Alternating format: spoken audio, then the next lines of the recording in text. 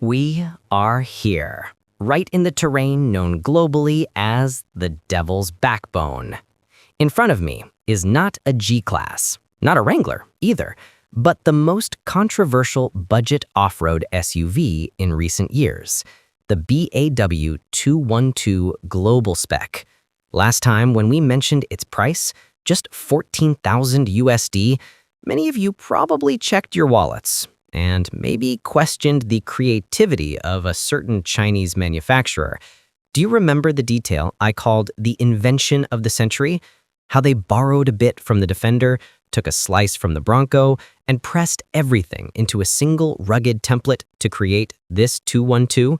The exterior? Say no more. It looks like you asked an AI to draw an off-road truck, and you forgot to add, "Don't copy any existing brand's style." But today, we're not talking about design rights. We're talking performance.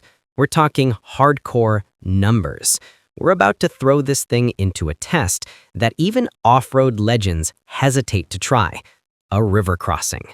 Deep. Muddy. The company claims a maximum wading depth of 850 millimeters.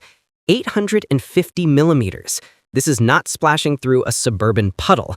This is crossing a swimming pool. The real question isn't whether it can do it. It's this. Why does a budget SUV dare to make such a claim? Is it a naive exaggeration? Or is this the moment traditional off-road brands bow to low-cost engineering? The answer lies in the next segment, where we rip open the guts of this $14,000 creature. To understand how the BAW 212 Global Spec weighs 850 millimeters, we need to talk about what's inside. First, the power. It runs a 2.0-liter turbo engine. It sounds ordinary, but it pushes out 248 horsepower, and peak torque reaches 400 newton meters. Put those numbers next to its $14,000 price tag, and it's a slap in the face of traditional automakers. It's like buying a basic sandwich and finding seared foie gras inside. Power goes through an 8-speed automatic, and of course, a part-time 4x4 system with 2H, 4H, and 4L. Nothing special yet. Most off-roaders have that.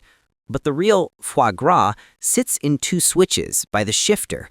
First, electronic differential locks. Specifically, the 212 comes with lockers on both the front and rear axles. What does an axle lock do? When one wheel is dangling or losing grip, it locks both wheels on the same axle together.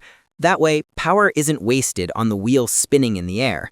It's sent fully to the wheel with traction. This is mandatory if you want serious off-roading. And here comes the nuclear weapon, a detachable sway bar. This is tech usually found on expensive rigs like the Wrangler Rubicon or Ford Bronco. A sway bar keeps the vehicle stable on pavement, but on rough terrain, it becomes the enemy. It limits independent wheel movement. It restricts suspension articulation. When we disconnect the sway bar on the 212, all 4 wheels can move freely.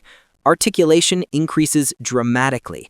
That's why it dares to claim an 850 millimeter water fording depth, because when the vehicle tilts, it still keeps traction and balance. A detachable sway bar is a feature worth tens of thousands of dollars.